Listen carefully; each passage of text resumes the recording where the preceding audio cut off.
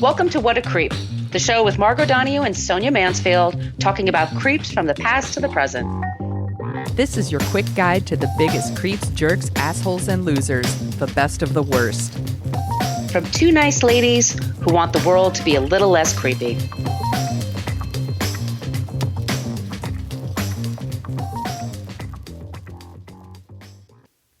Welcome back to What a Creep. This is Margot Donahue, and my cohort in creepitude, as always, is the amazing Sonia Mansfield.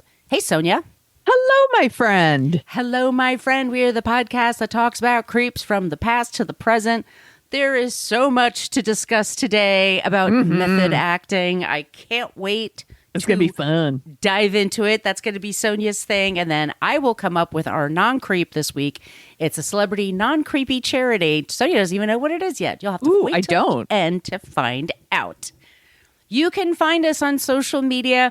We do have a basic Facebook page, but that's where people go to complain about our language. This is your first warning. Your only warning, really. We use salty language in this program. So if you're around children or sensitive people, maybe put your headphones on. I don't know what to tell you.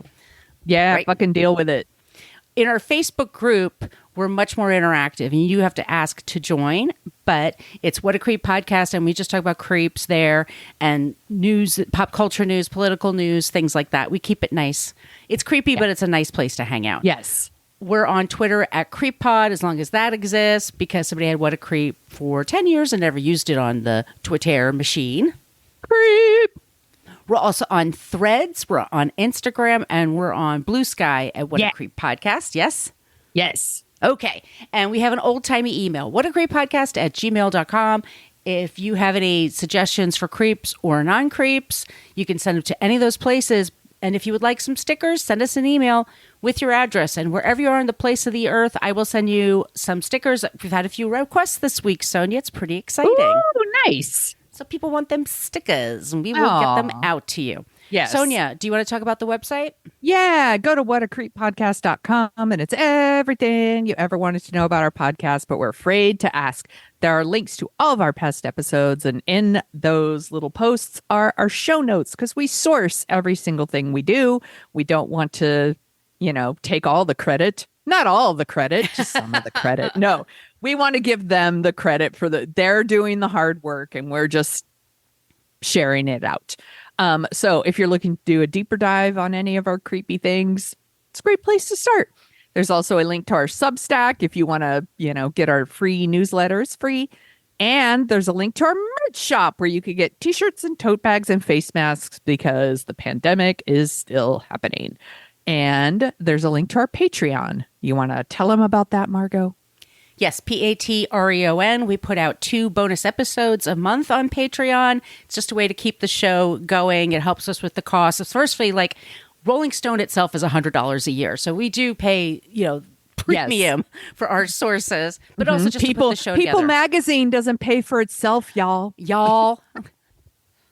And the software and everything else, hosting and things like that. We have our first 8 seasons up on that wall. We want to say thank you so much to the people who have joined us recently. It was Annie and Andrea.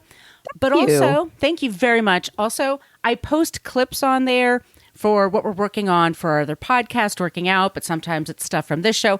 And those things I post for free. So you can just check us out for free on Patreon. Yes. But we do want to thank the people that help pay, because it really does help keep the show together. Absolutely. We love that. But if money is tight, we both totally get that. If you can leave us a review wherever you get your podcasts, if it's Good Pods or Spotify or iTunes. We had great reviews recently on iTunes. Amy in New Jersey, Ava Arden, and with an out in Marianne, no E. I mean, really great people who do that for us. Thank you. Thank you. Because it helps us find our people. It helps them feature us so we can find more people. We get even bigger and better when we stomp out more creeps. It's a win-win. Good way of putting it. My allergies are wicked terrible today, so I am glad that Sonia is taking over. Sonia, what is our subject today? Okay, hold on. Let me get into character. Damn it! Okay, we are going to be talking about method acting and some directors that go too far while they're filming their movies. I'm not saying all method acting is creepy. I'm not shitting all over it. It's just, hey, you need to calm down. So, trigger warnings, sexual assault, rape, but it's all for creating amazing art. So I'm sure it's fine, right? Sources That's include sarcasm, by the way.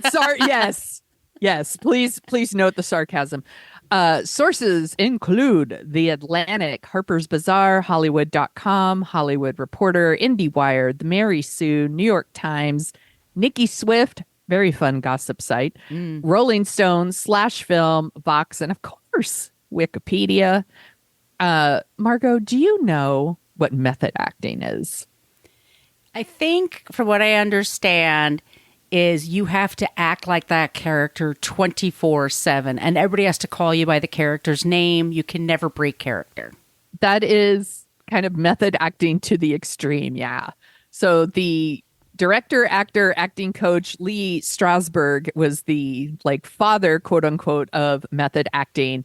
And this is exactly how it's described in books and on websites. It's method acting encourages the actor to have a connection between their own real life experiences as humans and that of their characters. So the artist attempts to fully embody that character inside and out. So method acting became all the rage with James Dean and Marlon Brando, and we're going to talk about him in a little bit. The last few decades, it's when you think of Robert De Niro and Raging Bull, he put on a bunch of weight, he lost a bunch of weight, he studied boxing, all this stuff, and then he won an Oscar. And then later, all these people are like, I want an Oscar. So you get your Philip Seymour Hoffmans, your Christian Bales, Leonardo DiCaprio, gaining weight, losing weight, never breaking character, taking on accents, hobbies that impact their personal life, and this kind of underpinning strategy or belief that to create great art you must suffer. I would say probably the most famous method actor right now is Daniel Day-Lewis.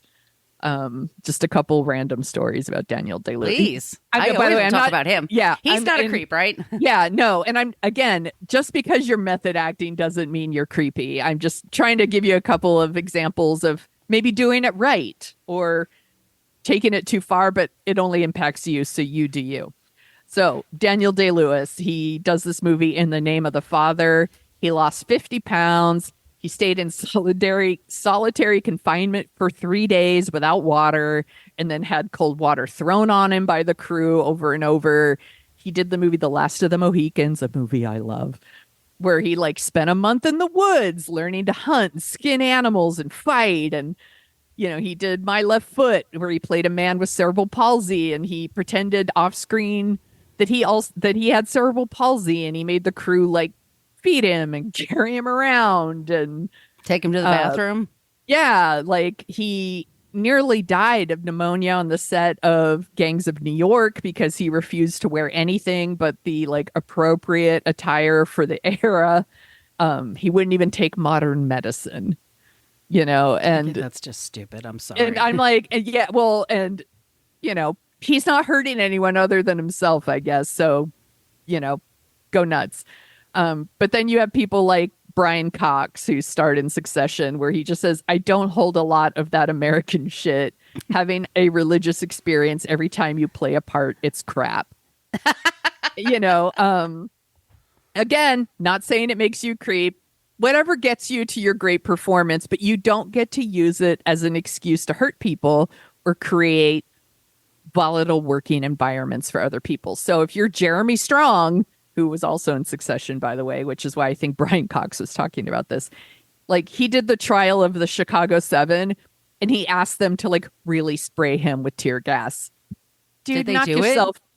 I think they did. Oh God. I'm it's a pepper spray. Yeah, dude, you knock yourself out. You want to get sprayed because you don't want to bother acting and you want to really do it. That's fine. You do you. People like Meryl Streep do, some method stuff. She said she used it in The Devil Wears Prada, and she really sequestered herself from the cast. She didn't bother anyone, but she said she got really depressed. She had really bad FOMO. She kept the accent when she did the Iron Lady, mainly because she said if she stopped using it, she might lose it. Yeah, she's famous for that. But she wasn't a bitch about it. Usually supposedly she greets people on a film set and lets them know ahead of time. Yes. I'm going to be in character. So if I act mean to you, it's because my character's mean to you. So please don't take it personally. Like this is how I do my work. Yes. And which is what a proper adult does. Yes. And when we hear of people who are using method acting in the media nowadays, it's usually, and I don't want to stereotype, not all male actors, but it's a lot of male actors, and they use it as an excuse to be an awful, miserable prick to people. And it's less about acting, and it's more about making people react to them. And you never see like, hey, I played a really wonderful, delightful human who's super kind, and I decided to stay in character and act that way all the time. Like, that's not a thing. You never hear that. But then, and it, again, I was a mensch all the time. Yes, hashtag not all male actors. But Marilyn Monroe, Ellen Bernstein, Jane Fonda, Tilda Swinton, Marissa Tomei, Scarlett Johansson, they've all studied this method acting technique, and they're not known for these kind of stunts. And honestly, they would be considered a liability, like a high maintenance diva, right? Right. Like Betty Davis is a good example of someone who did stuff like this and pushed, and she got a lot of shit for it. She was unemployable for a while. Yes.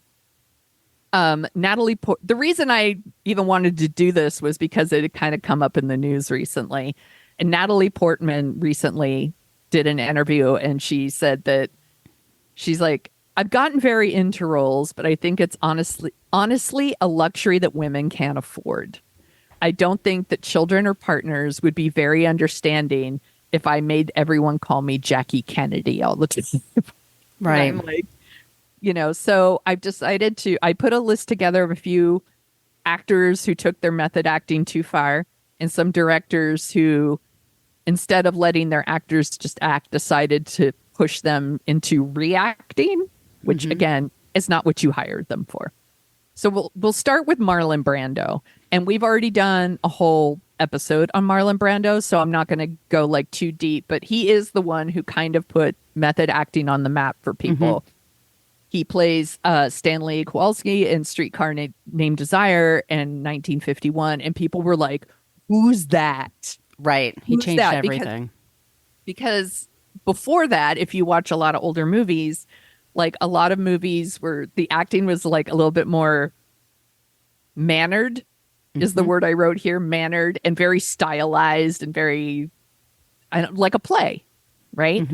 And he felt very loose and messy and unpredictable, and a lot of people picked up that mantle from him after he started doing that. But I'm going to talk about when he did 1971's The Last Tango in Paris, directed by Bernardo Bertolucci. In the movie, Brando's character Paul is like, he rapes this this other character, Jean or Jeannie. Does she go by Jeannie? I haven't seen the movie. I haven't in a long time. But it's the actress Maria Schneider. And he uses like a stick of butter as a lubricant. It's really a gruesome scene. It's why I don't even want to watch the movie. But this idea was Brando's. They didn't tell Schneider about it until like right before they started filming. It wasn't in the original script. And they told her like right before filming. And I want to point out that he was 48 at this time. The director was in his early 30s, and she was 19. Yeah. Like, she was not an experienced actress at this point. She had no idea that she wasn't required to film things that weren't in the script. She could just be like, no, thanks. But she doesn't know that. And the scene is intended to be violent and disturbing. And instead of letting her like act, which is again what she's hired for, they decide to make her really feel violated and make it real. And she said, I was so angry. I felt humiliated. And to be honest, I felt a little raped, both by Marlon and by Bertolucci. And the director acknowledged, like, he sprung that on her at the last minute because he wanted her to be humiliated and be angry, and he wanted it to be real. And there's people don't understand, like, there's a whole crew around. Yes. And, and they all show up for the sex scenes or where they think somebody's going to be naked. It's, a clothes set is not a thing you can count on. And like you said, she's a kid and she doesn't know better. And they're surprising her with it. Yes. And he was a god in acting. Like, it was just after Godfather, right? Yes. And like Bertolucci, like he's done he did interviews for years where he said, like, it was necessary to humiliate her to make his film. And to me, I just wrote in my notes, like, that's a bullshit thing to say. Mm-hmm. You don't need to hurt and humiliate people to make art. Maybe you're not a very good artist. It's the same thing with comedians who say, well, if half the audience isn't completely like dumbstruck and upset by what I said, I didn't do my job. I'm like, no, your job's to be funny. Yeah. But there's a delightful interview with Paul F. Tompkins. Yes, I'm just thinking of that. Yes, where he breaks down that stuff. And I was like, he's so smart and everybody should check it out. So let's talk about Dustin. Yeah, let's talk about Dustin Hoffman, who, by the way, is a creep for other reasons. He's had numerous sexual assault allegations made against him. But he's also like one of method acting's biggest fans. And there's a very famous story about in 1976, he was doing The Marathon Man with Laurence Olivier. And he's like super into character. He's like starving himself for days. He hadn't slept for 72 hours because he wanted to like achieve this like emotion that he needed. And Olivier said to him, my dear boy, why don't you just try acting? So in 2018, Meryl Streep does an interview with the New York Times, and she tells everybody how Dustin Hoffman really overstepped the boundaries on Kramer versus Kramer. She said that he slapped her like right before they started filming to make her upset. He yelled at her. He threw a wine glass at her. And Hoffman believed that the recent death of Streep's, he used the boyfriend. Streep's boyfriend at the time was actor John Cazale, I should say right before this, because he had passed away. Mm-hmm. And he used that as a way to like, he would taunt her about him passing away. She said that she would like whisper his name in her ear to like upset her. And this is why, first of all, she's Meryl fucking Streep. She doesn't need you to do those things, Dustin Hoffman. Like, that's your insecurity. Yeah. How highly does he think of himself? You're not even the director, asshole. Like, and he's doing that shit to her, and how dare him? Mm-hmm. Like, first of all, you don't hit people. Fuck you. And to like take something as awful and as heartbreaking as that and like throw that shit in her face without her consent, by the way. She doesn't ask for these things. Right. They didn't discuss this. Yes. And she also said, she told Time magazine that Hoffman also once groped her when she was auditioning for a play that he was directing, and that she thought he was an obnoxious pig. Fuck Dustin Hoffman. Yeah, there's a story about him that he played Willie Loman on Broadway, and the woman who plays his mistress, when they were off set, there was like 2 or 3 minutes they had to be alone and then go back into the scene, and then he did some really horrible shit to her. Ugh, fuck this guy. Again, like just because you're making art doesn't give you license to be a fucking prick. Mm-hmm. It just doesn't. And it's breaking the law, by the way. It's against the law to do that to people. Yes. On Sean Penn, here's another one. Yeah. So John Leguizamo was in a movie with Sean Penn called Casualties of War. It's a laugh riot. Brian De Palma? Yes, it's a fucked up movie about like the Vietnam War and this like group of army squad soldiers. Like kidnap. Yeah, they kidnap a girl, a young girl, and they like repeatedly like gang rape her. And there's a scene where like John Leguizamo's character's like, I'm not doing that.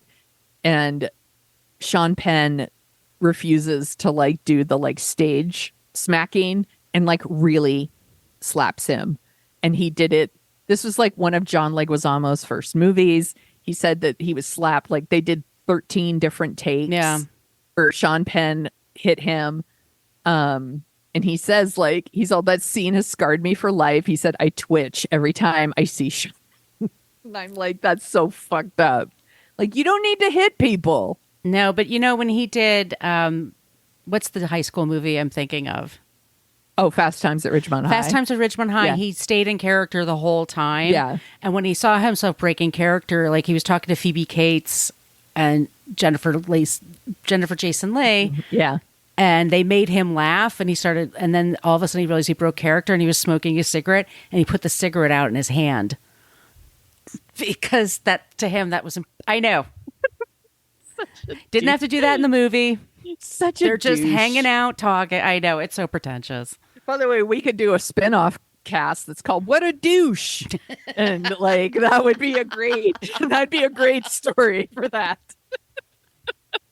Maybe we should do some special episodes just called What a Douche. The douchebag edition. Yeah, exactly. That would be really fun. The douchebag diaries.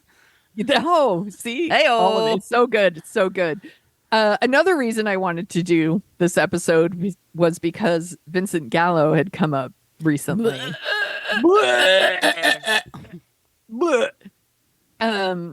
So the Screen Actors Guild is actually doing an investigation into the casting process for his most recent movie.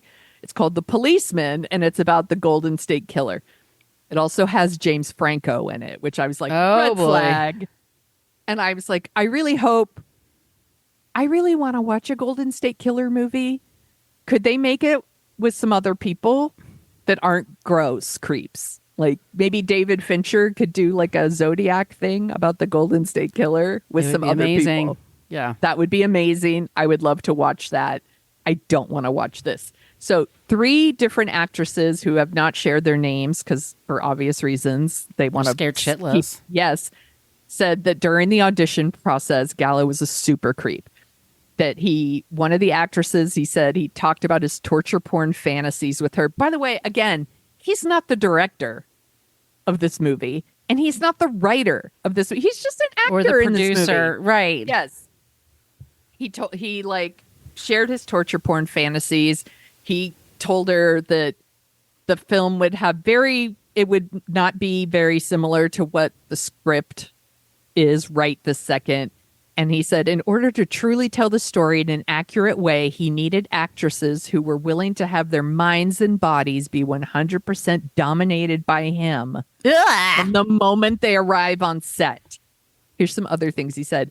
I may ask you to get nude at any time, and I need an actress who's going to do it because that's what the victim would have done to stay alive.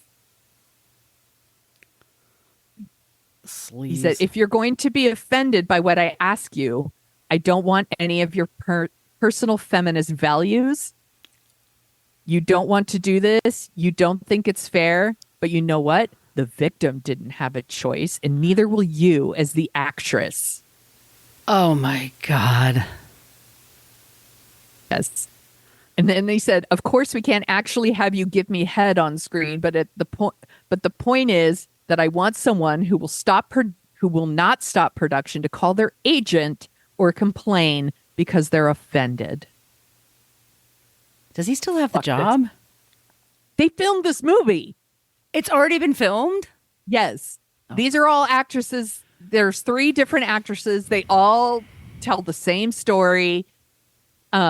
He said that like all these, they had to give blanket consent to anything he might do. Get over your fucking self. What an asshole. I'm nauseous by that. You don't actually stab people or shoot people. Yeah. Right? So why would rape be any different? So self-important. Like, yes. And also, how is that acting? It's not. It's not. It's about controlling these women. It's so shitty. I'm like, fuck this guy. And honestly, he's been on my fucking list for a long time because there was a whole thing about when they did the Brown Bunny, which I haven't even seen. Roger Ebert famously fucking hated this movie and went off on it. And it's one of those movies that's written and directed by Vincent Gallo. I didn't see Buffalo 66 with him, with What year was Christina that? Ricci. Yeah. That was in the 90s. People really liked it. And that's how the Brown Bunny became the thing. And it's like him and like Chloe Sevigny. Is that how you pronounce it? Yeah. And there's unsimulated sex in that where she gives him a blowjob, and there's a lot of speculation about whether or not she was like pressured into that situation. She was very young. She was young, yeah. And it just, what a fucking creep. I did some work on one of his early movies, very low level PR, but the word got out quickly. Like the young girl, like I was young then, that not to leave them around him because he was just say and do really horrible shit. Yeah, and everybody knew, like the president of the company, everybody, all the agents and publicists, like everybody fucking knew. No, and they just let that shit slide. And we think like after Me Too, we're not doing this anymore, right? Right, exactly. But here we are. Like this movie was filming like in December or something. So it's still fucking happening. And by the way, Vincent, he's not fucking worth it. No. That dude's not even a huge fucking star. Like he was like an indie darling for a couple of weeks, and everyone for lost their shit. Really, like he was like the next Quentin Tarantino or something. Yeah, like again, who the fuck cares what Vincent Gallo wants? Like he's not even Joaquin Phoenix. Like he's not worth this kind of shit. By the way, no actor's worth that kind of shit. Fuck that. What a fucking creep. We could do probably a whole episode on him. Another one that was recently in the news is Jonathan Majors, who starred in he starred in a couple different movies. Marvel, but he's in some of the Marvel movies. And there's a whole thing about like him like allegedly assaulting and strangling and harassing like his girlfriend at the time. And he was recently found guilty of that. But there was a whole story in Rolling Stone about he did a movie called Devotion. It's about like the U.S. Navy's first black aviator. And I guess on that set, he was particularly shitty to people. He sometimes acted very violent. He was super disrespectful. People were told to stay away from him because they were going to get hurt. And he didn't, it was all like his method acting. And, you know, they issued a statement that was like, that's not true. Like everybody knows that, like, you know, he was just doing his method acting and that nobody was actually really afraid. But apparently crew members were really afraid. Let's talk about Jared Leto. Ugh. That's another one. I'm gonna yak during this show. Yeah. Jared Leto is another one who is an alleged creep for other reasons. He has been accused multiple times of predatory behavior of underage girls, of fans of his band, things like that. A lot of that hasn't been concretely proved. Hence, we haven't done a full episode on Jared Leto, but it's out there. It's linked to in the show notes. But he also does a lot of method acting. That's his thing. And, you know, like he did Dallas Buyers Club and he stayed in character the whole time. Not unusual. Actors do that all the time. Lost a bunch of weight for roles. Not unusual. But in 2016, he's playing the Joker in Suicide Squad. Oh, yes. Okay, by the way, I don't know when the Joker became like the new fucking Hamlet, but like every actor wants to play the Joker and they want to take that shit too far. I don't understand it. I would watch Jack Nicholson's Joker all day long. Although Heath Ledger's amazing in it, but y'all, he's my Joker. Hamlet. Whatever. Yeah. So Jared Leto's doing his method acting thing for the Joker and Suicide Squad, a movie that didn't even do well, and it's not fucking worth it. But he sent the whole cast a dead pig. He delivered Margot Robbie a rat that was alive, luckily. And apparently she kept it because she's a delight.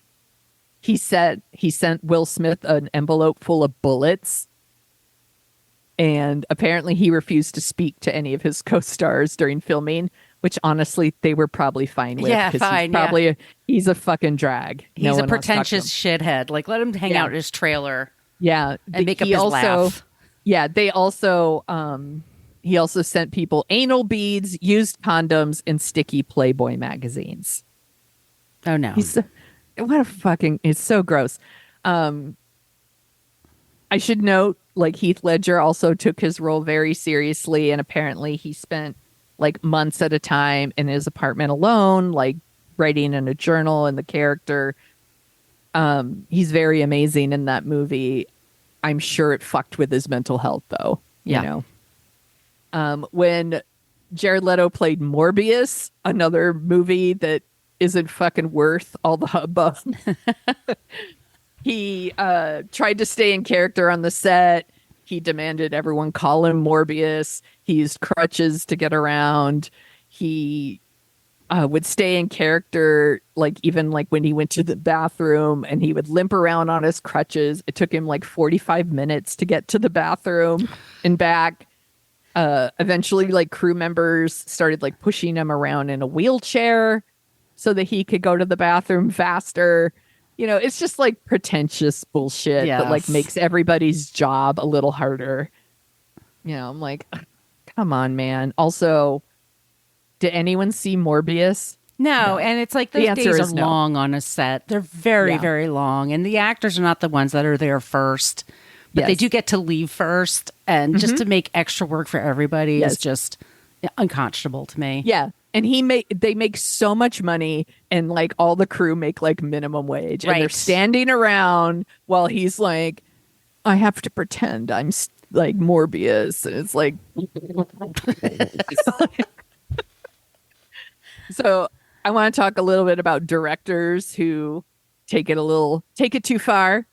So let's talk about Stanley Kubrick, who was notoriously shitty to Shelley Duvall on the set of The Shining, a movie which scares the shit out of me. It works. He kept her isolated from the cast and the crew. He made her wait around for extensive periods of time before doing her scenes to really throw her off. He told the crew not to sympathize with her at all.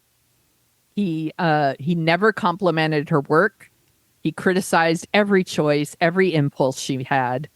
At one point, he encouraged the crew not to engage with her and to disregard any needs that she expressed. And she's not the villain in that fucking story. Like, what is the point of that?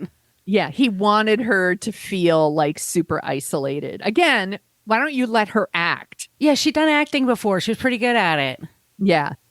She ended up having multiple panic attacks on the set. And there's documentaries where they filmed and you could see it happening. And if you've ever had a panic attack, they're fucking terrible. And you think you're going to die. It's awful. My heart breaks for her. Like, and usually it's a lot of men on a set. There's not a lot of women. So there's nobody to advocate for you. Yes. And Jack Nicholson's doing his own thing. He's got to, Totally. Yeah. Like, he's like breaking down doors, like, here's Johnny, and like doing, and Kubrick's like, this is the best thing I've ever seen in the whole world. And like, he has nothing. He just isolates her, treats her like shit, all for art, quote unquote. It's like, whatever, douchebag. Again, what a douche. We already did an entire episode on Alfred Hitchcock that Margot did. It's so good. So we don't need to go into too much of that, but I did want to talk about, like, Tippi Hedren has stated like multiple times that poor Tippi. He was emotionally and sexually abusive towards her while watching while working on The Birds, a movie I just watched recently, and I had forgot how weird that movie is until the birds show up. It's such a bizarre. You're always on edge because you're not quite sure what this movie is about, and then the birds show up. It's great. Yeah. He's great. Those are great movies. Hot take, everybody. Margot and Sonia like the birds. Yeah, it's a really good movie, and she's really great in it. But it's a very strange movie. But they threw real birds at her to attack her. Yes. Yes. So there's a scene where she's like goes upstairs and she goes into a room and it's filled with birds. Now she was told that there was going to be these mechanical birds that they were going to use for it, and instead, for days, she found out that they were like there was a mix of mechanical and live birds, and they were throwing aggressive live birds at her for days. And at one point, like, a bird pecked her on the cheek. It was near her eye. She had a mental breakdown. A physician ordered a week of rest, and Hitchcock was still like, fuck that, and tried to overrule it. Like, it was bananas. Because she turned him down sexually, by the way. Yes. Please go back and listen to that episode. Mm-hmm. Margot did such a good job on that. Let's talk about Quentin Tarantino. Woohoo! But he's a genius, Sonia. But he's a genius. We could also, this would be a great one for what a douche. So there's the time that Quentin Tarantino bullied Kill Bill star Uma Thurman into like driving a car for a stunt that resulted in permanent injuries to her neck and knees. She also got a concussion from this, all for some shot that a stunt person could have done, by the way, and not hurt themselves. He also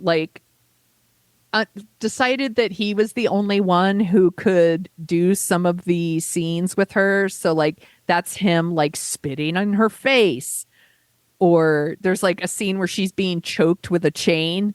He's the one choking her. Oh my God, that's so fucked up. Like, and he did the same thing in Inglourious Bastards. I was just gonna say, like he's the one choking Diane Kruger. And you know, he's just like, I'm the only one I trusted to do it.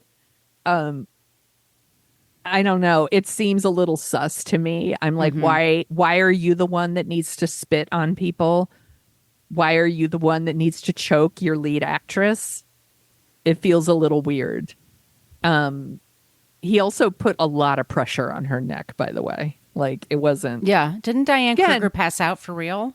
I didn't see that, but it wouldn't surprise me. Yeah, I think she did. You know, and he's like, well, it's because I wanted it to. I'm the only one that could do it. Yeah, I wanted it to look real. I just think that shit. Real, okay, I just wanted it to look real. I'm doing my Norm Macdonald doing Quentin Tarantino. Yes, it's not.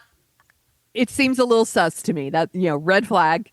I also think it's weird that he has a foot fetish, that he puts close-ups of feet in all of his movies. Again, like I watched a lot of Quentin Tarantino movies over the past 2 years with my dad. We just hang out and watch Quentin Tarantino movies, and he just randomly was up like, "What's up with the feet?" And I was like, "You don't know?" He admits that. I mean, I'm sort of like, let people have their kink. I mean, I guess, but I'm also like, but the choking of women is something. Yeah. So here's a couple like borderline creepy things that I found in my research. Actor Aaron Eckhart did a movie called Rabbit Hole, where like him and Nicole Kidman are like the parents of a child that dies. So he attended a support group for people who lost their children and faked losing a child. Ew, that's fucked up. I think that's fucked up. Can you not imagine to be a person in that position? Like, seriously, you have to infiltrate a meeting? Like, what do empaths do? What do normal humans do when tragedy happens? Exactly. Use your imagination, dude. Yeah. It's really fucked up. And by the way, like, Nicole Kidman. Yes. Max is very upset about this. Nicole Kidman got all the praise in that movie, by the way. So his work was for nothing. Nicolas Cage in the 80s movie Vampire's Kiss actually ate a live cockroach. I'm actually all for that. I'm like, you do you. Like, they were like, you could have this fake one. And he's all, no, that's cool. I'm gonna eat the real one. I'm not saying he's a creep for that. I just thought it was kind of funny. Austin Butler stayed away from his family for 3 years while he was preparing for Elvis. Again, not necessarily creepy, but I was like, poor family. Like, did he win he won a Golden Globe, I think. Maybe. He won the Golden Globe, and he had the accent and the voice. Yeah, for a while afterwards. Yeah. He couldn't get rid of it. Yeah. So again, not creepy, just like the South Korean actor named Choi Min-sik. Did you ever see Old Boy? No. It's actually on my list to watch because it's the same director as Parasite, and I'm kind of interested. But while filming, so in the movie, the character he's portraying is like kidnapped and like held for like 15 years, and then he's released. The actor actually used a hot wire to burn his flesh for every year his character was imprisoned, and he actually ate an entire living octopus in one take. I can't fathom any of that. I'm just going to stare at you. Yeah, that's, first of all, Yuck. I don't think we should eat octopus. They're really smart. Don't do that. Second, gross. And this is the last one. And again, borderline creepy. Actor Jamie Dornan, like most people know him from like 50 Shades of Grey. He did also in, what am I thinking of? Barb and Star. Yes, Vista Del Mar. And he's so funny in it. Funny like, as hell. What a revelation in that movie. He's so funny. It's like not fair when people are like obscenely good looking and like really funny, and it's really pisses me off. But anyway, he played like this really gross like serial killer in The Fall with Gillian Anderson. I've never seen The Fall, and I was like, I need to put this shit on my list. I have seen it. It's good. So while preparing for the role, he actually followed a woman around London without her knowledge. Remember that? Yeah, but he's like, I kept my distance. Research. Yeah, but then he says, I'm not proud of myself. Okay, like, that's the way to handle it. Yeah. Yeah, he's like, I don't like that I did that. So I will be curious. I have a feeling a lot of our listeners have like a lot of other random stories they've heard about method acting that goes wrong or goes too far. Please, y'all, go to the Facebook group and share them because I want to hear them all. I could have made this 10 hours long. Absolutely. There's a million stories of like creepy stuff. There's a million stories of people just being ridiculous. And that would be fun too. Maybe we should do that for bonus. Maybe I'll find some more of the that sounds good. Some of the funnier stories and share them in the bonus episode. But that is our creep method acting and directing that goes too far. Good job, Sonia. Thank you. Thank you. I was thinking also of William Friedkin, who passed away this past year. And on the set of The Exorcist, he would shoot off a gun to make the actors flinch. And the actors were furious. They're like, I can flinch convincingly. You don't. Dude, it's pretty bananas what like people will do. Like Christian Bale in what he did that movie, The Machinist. Right. That dude's a skeleton. He's a skeleton in that movie. Or Adrian Brody in The Pianist. Like, yeah, or Oppenheimer. They go all out. And again, if you're not hurting anyone, I really don't care. But it's but you know, it should also be noted that it's very, very tough on your heart to gain and lose that much weight at a time. Yeah. And if you do it over and over again, you're going to screw up your metabolism. Yeah. And once again, it just puts a lot of stress on the heart. So don't, just because an actor says, oh, I dropped 30 pounds in a month for this part, like they're also, hopefully they're monitored by their people.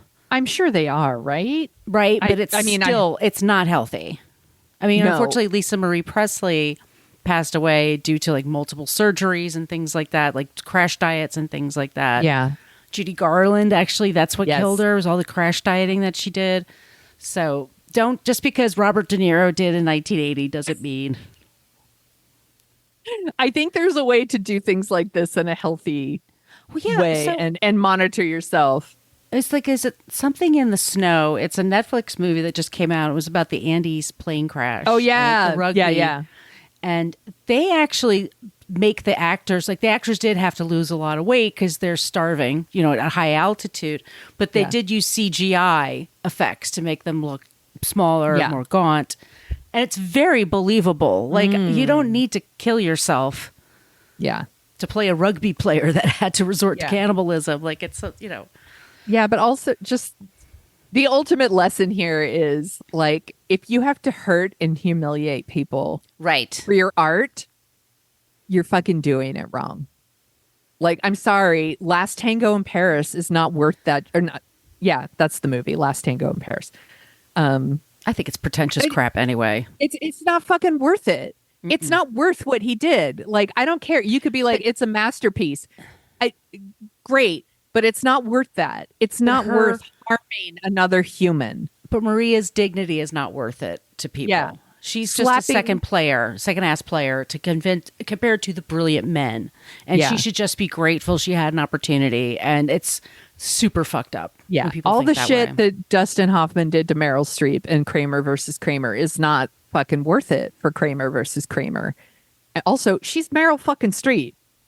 Keep your hands to yourself. He was intimidated because she's super tall. Yeah. She's beautiful. And she's better at it than he is, like, quite frankly. Yes. So and to be like fucking Vincent Gallo, please. He's so gross, Sonia. Trust me. Ugh. So gross. Anyway, let's talk about something not creepy. So I thought about. I knew you were going to bring up Brando, because you got to bring up Brando. You gotta. Yes. So I wanted to go. Oops, hold on a second. Reload. Okay. All right. It made me think of a story that gets passed around on Twitter or TikTok every once in a while, and it's Christopher Reeve, and he's talking about in the early '80s. He was on David Letterman's show, and Letterman was like, "What was it like to work with Marlon Brando? Oh my god!" And Christopher Reeve was like, "He was a pain in the ass, and he was rude and disrespectful. He got $1 million to work 10 minutes, and he wasted everybody's time. He couldn't bother to learn his parts. He acted like it was the method, but it's just because he was ill prepared." Right. And here he was, like, God, Marlon Brando, still considered a god at this point, and he was like, "No, I don't think it's okay. I think it's unprofessional, and I don't like it. I don't cotton to that," said Christopher Reeve. Yeah. He was our first Superman in the movies. Yes. Maybe there was one before. But he's my Superman. Unfortunately, as his friend said, Chris was in an accident in 95. He was riding his horse, 95. And he fell, hit his head, and he became paralyzed from the neck down. Yeah. And his wife, Dana, was the person who supported him. And this was somebody who was like 6'4", super fit. He played Superman, for Christ's sakes. Like, this guy was the embodiment of physical beauty and masculinity and virility. So handsome. Ridiculously handsome. Ridiculously smart. Yes. Charming. He was a big fan of the theater. He was a big promoter of it. He was really good to actors, especially new actors, like making them feel comfortable. So when he was diagnosed, his whole thing is that he did want to walk again. And then for him, after all, I was like, I hope I could just sit up on my own again. I mean, this is just, he was really... So there's a charity, and it's the Christopher Reeve charity. And it's called the Reeve Foundation. It's based on him and his wife, Dana, who unfortunately passed away in March 2006 to lung cancer. Fuck cancer. But their mission is they are dedicated to curing spinal cord injury by advancing innovative research and improving quality of life for individuals and families impacted by paralysis. It's one of those charities, you can look up how they're rated. It has an A rating because they actually use the money for, so here's just some of the things they do. They have information specialists that are trained to help people who are newly paralyzed and their family members, because good luck having an insurance company talk you through this. Healthcare sucks in this country. It's ridiculously bad, and they have it in over 170 languages. So there's somebody there that can, wherever you are. Okay. There's peer and family support that they provide for people. There's a Quality Life Grants program. They've awarded over 3,600 grants, totaling $37 million in financial support to fellow nonprofits for programs and projects that foster community engagement and involvement while promoting health and wellness. There's the Military and Veterans Program that is unique, for members of the service members. And they're designed to just look for ways for a cure. They want to, and there's been amazing strides since he was hurt. It's to the point that we have Invictus games. Like we have people who have been disabled and can come back, but spinal injuries, there's still things we don't know. Right. And affects, and as somebody who, you know, fell and then had a lot of issues, like you have no idea what life has in for you or for somebody you love. Yeah. And it's very stressful, but he's someone who didn't like take the pity train with it. And he could have just, and nobody would have blamed him. Right. But he wanted to take what happened to him and be an inspiration to somebody else. So it's the Christopher Reeve, or it's the Reeve Foundation. They work with the National Paralysis Resource Center. And that's our Not Creep this week. It's a not creepy person, but it's also a charity that you can go to. And it's ChristopherReeve.org. And you can find out. That's an amazing choice, my friend. Good job. I just wanted to take it to the opposite. Yes. Of, you know, and anybody who will just like openly say, no, Brando was a shithead, I applaud. I think it takes some guts. I appreciate him. Yes. I know he kept directing even after his accident. And he did. I feel like he made one of the first like mainstream movies about AIDS, if I remember correctly. He might have. In the Gloaming or something like that. He was also in a remake of Rear Window, which is like kind of brilliant. Right. With Daryl Hannah. Yes. He tried to do the best he could. Yes. He and Robin Williams were roommates in college at Yale. And when he woke up from the accident, Robin Williams dressed as a doctor, and like he wakes up and Robin Williams like goofing all over the place and trying to cheer him up. But they were very close friends, and they stuck together. So he was a good person. I just, you know, yeah. And shitty things can happen to good people. I know. It's not fair. It's not fair. Life isn't fair. But there are resources, and that's what they were creating that for. Because you don't expect something like this to happen. It's a pretty big shock. So, anyway. Good pick. Thank you. We want to thank the person, by the way, that wrote the Medium article about us. Oh, yes. Hold on. We'll post it in our Facebook group. Frank Raisa Choppy? Sure. Sorry, everyone. You know I stink at this. But he published this in July. I just now saw it. So thank you for that. And I'll share it in the group. Thank you. Yeah, we'll share that. But thank you so much. Yeah. If you like our show, don't feel, feel free don't be shy. Don't be shy about it. Y'all got a blog and you want to write about us? If you like the sound of our voices, and if you've made it this far, you do. Admit it. You can't lie. Come on. We are the co-hosts of a show called Dorking Out, where we dork out about movies. Sonia, what are we going to be dorking out about next?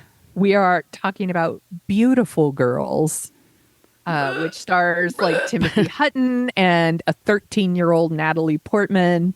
This one's going to be problematic as fuck. You're going to hear Ragey Margot and Ragey Sonia. Yes, because and at the time, it was like, it's a height of Miramax ideas of rom-coms and independent films. Yep. Super white. Can't wait. Yeah. So we're going to be talking about that. You could follow us all those places I mentioned at the top of the show for your suggestions. We love it when you use the Annie Potts GIF. We got one from Ghostbusters, or you could just be clever on your own. Yeah. Our email, once again, is whatacreeppodcast@gmail.com. In the meantime, everyone, my friend, where can they find you on the internet? Right, sorry. You could find me at Brooklyn Margot for most social media things. Brooklyn Fit Chick is my site, and Brooklyn Fit Chick is where I am on TikTok and the Twitters. Sonia, where can they find you? You can find me at thesoniashow.com and The Sonia Show on all of the channels. The TikTok, where I'm posting mainly dorking out related content. Mm-hmm. We have an episode out about Saltburn right now, and I posted some stuff about Saltburn. People seem to really like that. But you can also find me on Blue Sky and Twitter and Threads and Instagram and all the things. Well, everybody, stay safe, be good, be kind. Don't be a creep. Be a creep. Thank you for listening to us talk about creeps. You can follow us at What a Creep Podcast on Facebook, Twitter, and Instagram. But don't follow us too closely. You can email us your creepy stories at whatacreeppodcast@gmail.com. But please keep your dick pics to yourself.